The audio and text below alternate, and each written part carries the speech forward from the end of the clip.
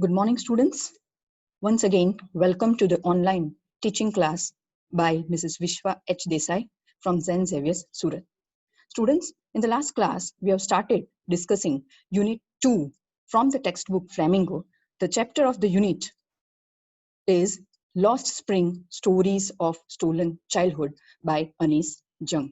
So, students, let's first discuss something about the previous video. In the last video, we have discussed the introduction of Anish Jung. We have discussed the points that she was born in India. She was basically an Indian writer writing in English. We have discussed about the point that she was from the rich background. We have discussed about the point that her father, her mother, and her brother, they are also the famous Urdu poets. We have also discussed the point that she completed her education from India and abroad, that is from USA, United States of America. We have also discussed the point that she started her career as a writer in India, and she is the editor and columnist for major newspaper in India and abroad. We also discussed the point regarding the books that is written by her. One of the important books by Anis Jung is the Lost Spring Stories of Stolen Childhood. Why this is the important book? Because from this book, the present chapter is taken. This book is written in 2005, and this book focuses on the condition of the children who are from the poor background. And we also discuss about the title of the chapter. Title of the chapter, Lost Spring Stories of the Stolen Childhood. Here we are having two words, lost and spring. Here, spring is symbolic of joy, happiness, and hope. It is one of the most pleasant and beautiful season of the year. And here, childhood can be called the spring of man's life. So here we can say that spring is the metaphor that is used for the childhood. And here, lost spring means the poor children, they are deprived of their joyful, happy childhood. Why? Because of their socio-economic condition. As they are from poor background, right? They are supposed to do the work. They are supposed to do the child labor. That's why they are not able to get the education. And that's why they are supposed to do the work. And they are deprived of education, happiness, joy of childhood. So the theme of this lesson is the child labor and the condition of the poor children who are deprived of education and happy life, right? Then we started with the first story. The title of the first story is Sometimes I Find a Rupee in the Garbage. Now, who is the main character of the story? The main character of the story is Sahib Alam. Who is Sahib Alam? Sahib Alam is a 10-year-old boy. What is he doing? He is doing the rag picking work. That means he is the rag picker. Now, who is the rag picker? We have also discussed the point that rag picker is a person who collects and sold the old and discarded things from the rubbish. Then we have discussed the few points regarding the first story, that is Sometimes I Find a Rupee in the Garbage. We have discussed the story that every morning the writer sees Sahib doing the rag picking work. We get the information that basically he was from Dhaka, and now he has left Dhaka as many storms swept his house there. And now they came to Delhi city for better life. We also discussed the point that the writer asked Sahib to go to school rather than doing the rag picking work. Then Sahib replies that when there is a school built nearer to his house, he will go to school. He is also telling that he has nothing else to do. That's why he is not going to the school and he is doing the work of rag picking. We have also discussed the point that the writer, in a very funny way, asks Sahib that if she builds the school, will he join? Then Sahib replies positively. And after the few days, when Sahib meets the author again, then he asks the writer that her school is ready or not. So up to this point, we have discussed in video 1. So now let's move ahead further in the chapter. It takes a longer to build a school, I say, embarrassed at having made a promise that was not meant.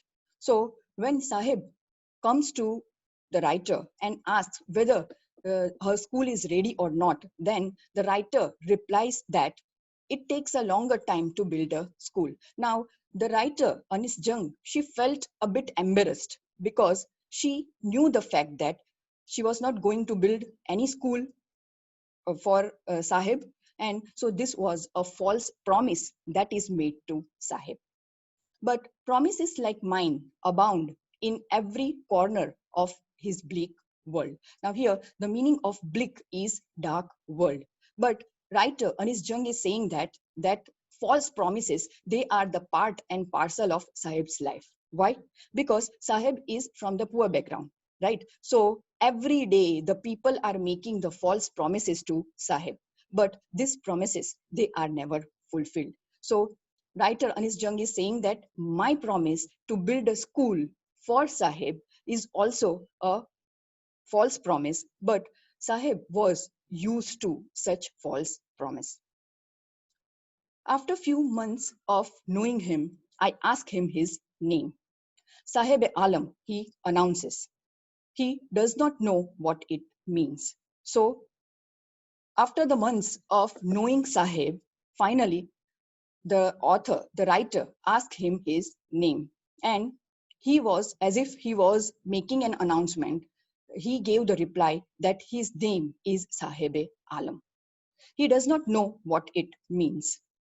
If he knew its meaning, Lord of the universe, he would have hard time believing it. Right? So obviously, Sahib, he was not aware regarding the meaning of his name.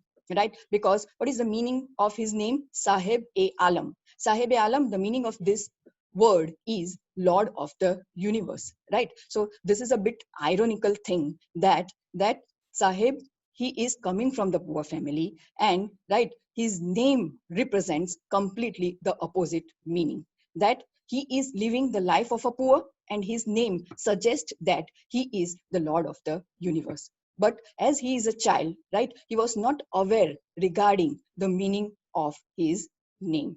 So, and if he comes to know regarding the meaning of his name, that the meaning is Lord of the universe, then it will be hard for him to believe this fact that he is the Lord of the universe. Why? Because basically he is a poor boy, or he is coming from a poor background. Unaware of what his name represents, he roams the streets with his friends, an army of barefoot boys who appear like the morning birds and disappear at noon. So students, now here the writer is going to talk about the group of barefooted boys. So Sahib was unaware regarding the meaning of his name. So every day, what he is doing? Every day he roams in the streets with his friends. Now, who are his friends? His friends are, or his friends are having the army of barefooted boys, right? So here they are compared, this barefooted boys, they are compared with the morning birds, right? Students, as we can see the birds chirping in the morning, and normally they disappeared at the time of afternoon. Similarly, here the barefooted boys, the group of the barefooted boys, they are compared with the morning birds.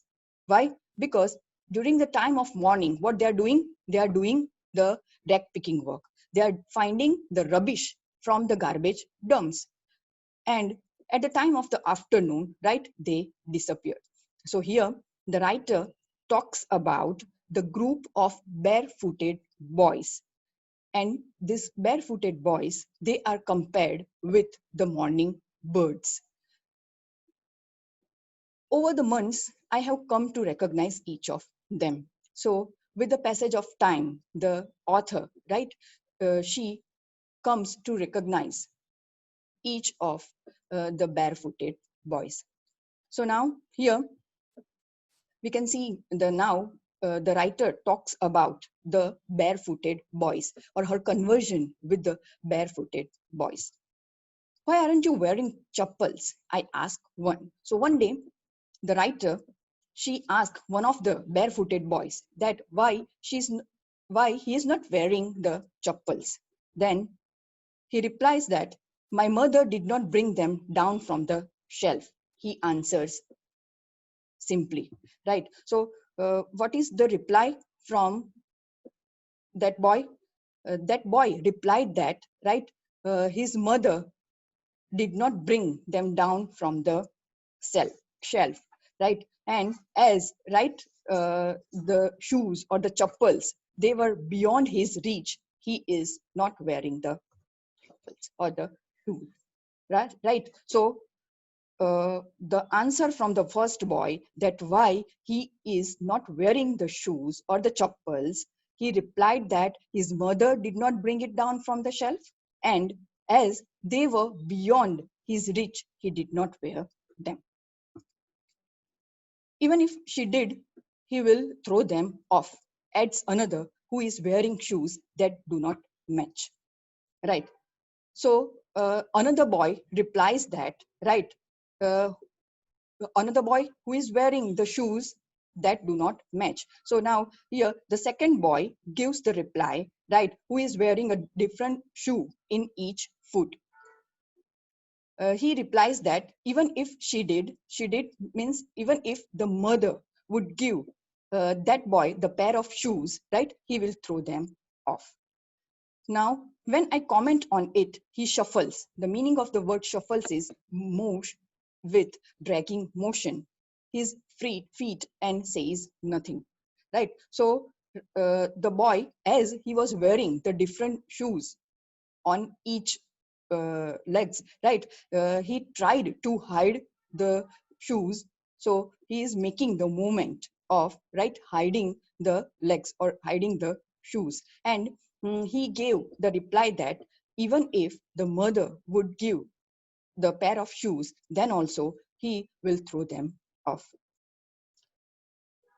I want shoes, says a third boy who has never owned a pair all his life. Right now, the third boy, right, he was eager to get the pair of shoes, right, as he had never owned it.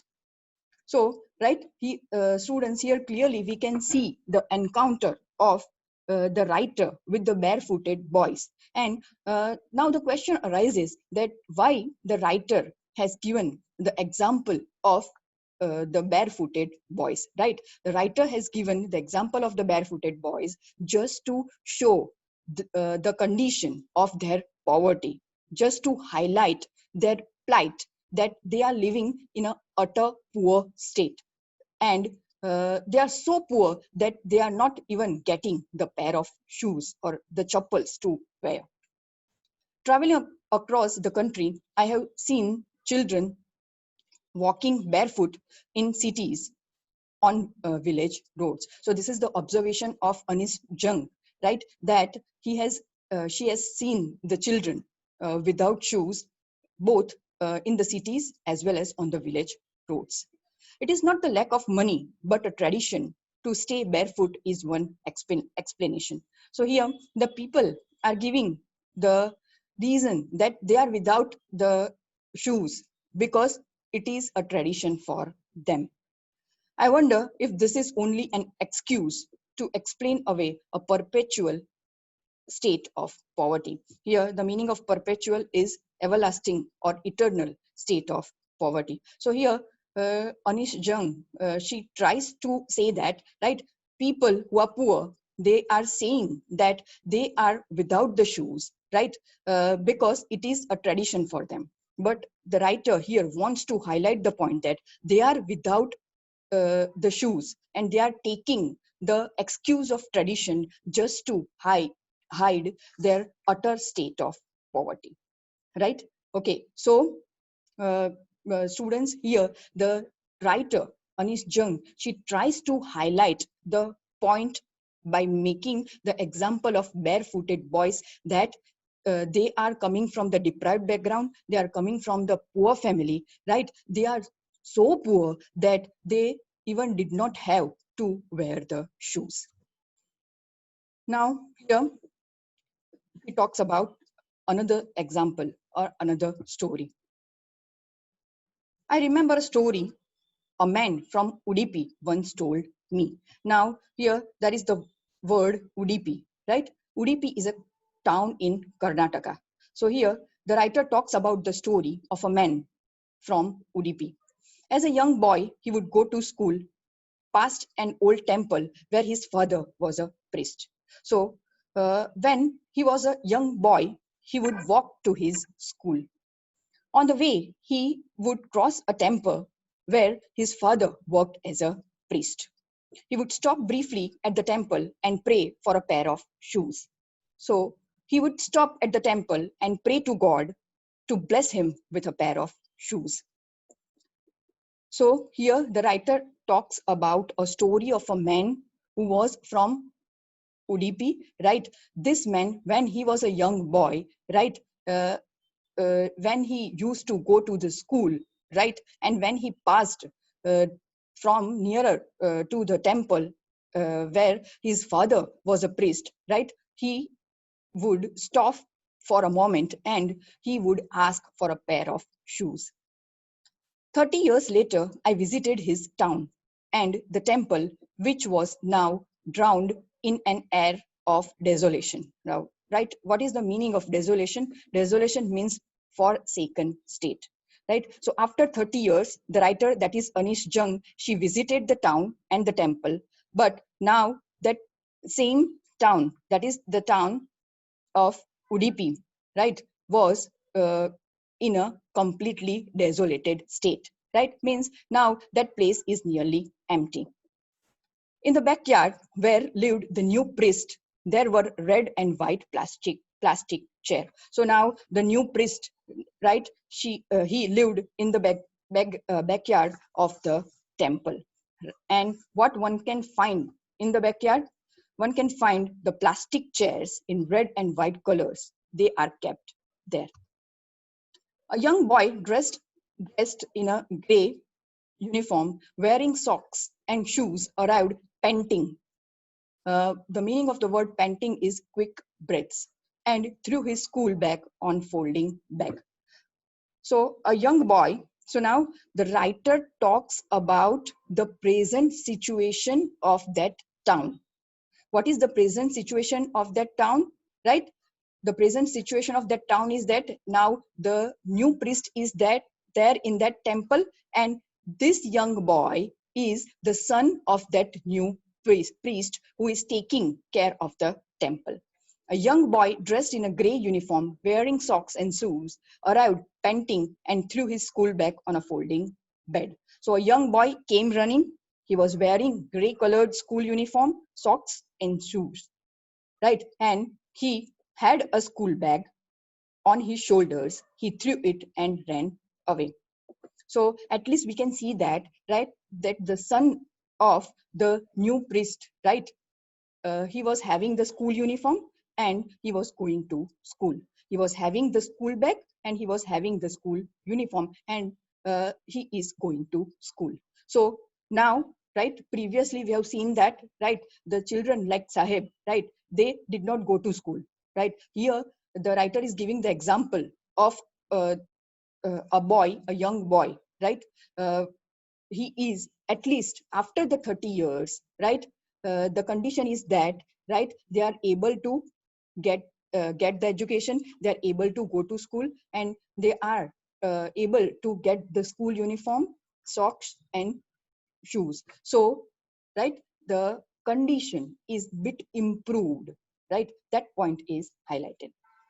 Looking at the boy, I remembered the prayer another boy had made to the goddess when he had finally got a pair of shoes. Let me never lose them.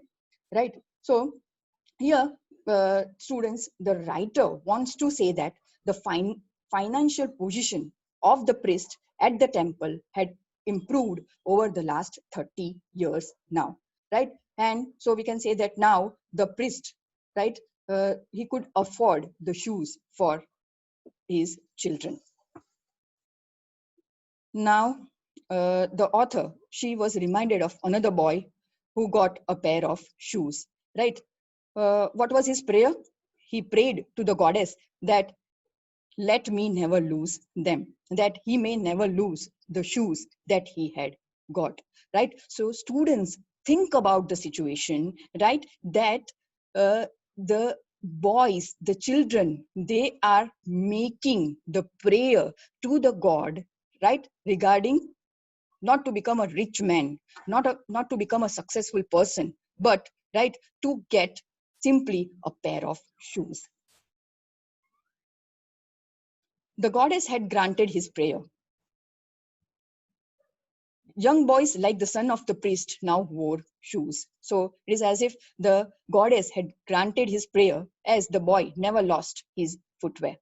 But many others, like the rag pickers, rag pickers, the meaning of the word rag pickers, we have already discussed the point, a person who collects and sells old discarded things from the rubbish. In my neighborhood, remain shoeless, right? But the writer is saying that, right, that the many other children, right, the rag pickers in her neighborhood, they are, even at the present moment, they are without the shoes, right? So from this example, right, here writer Anish Jung, she wants to shows us that the underprivileged, right, value anything, right, that they get because they have been longing for it, right? So students, for we, right, the pair of shoes is not a big thing, right? But for the children who are coming from the poor background, the children who are doing the rag picking works, right, they literally want to have the pair of shoes, right? So here the writer Anish Jung, she wants to highlight the condition of the poor children, right, the group of barefooted boys, right, uh, the condition of Sahib, right? She wants to highlight the poor condition of the poor children, right, who are longing for the pair of shoes. So up to this point, right, I discussed in the second video. Now we will move ahead further in the next video later on.